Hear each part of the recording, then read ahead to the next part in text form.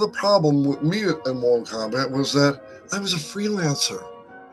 You know, here this freelancer just created the most valuable artwork the company's ever had. He doesn't work here, and he never did, and he has rights to it because he's a freelancer. That's a big problem.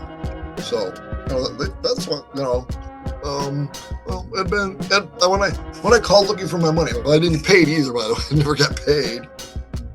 So, yeah, when I came looking for my money, I ended up with Ed Boon on the phone, and I started off soft. At this point, my inside guide kind of told me, this is like December, and it came out in October, and they only made 200 games. The first run was only 200 games. So, I'm thinking, how do they know it's a huge success? Well, turns out that the cash boxes had so much cash in them that they were spilling over, and the quarters were shorting out the boards. The games went over. And that's how they found out that it was such a success, because no game had made that much money in that short a period of time. They didn't bother to check the cash boxes. How crazy is that? That's how they do it.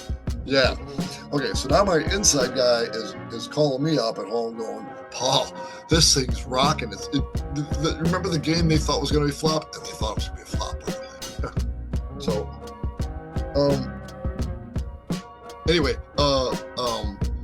he was, you got to get down here, man. This whole thing, they're building this whole thing on your artwork, your logo, your typeface, everything, the dragons. It's huge,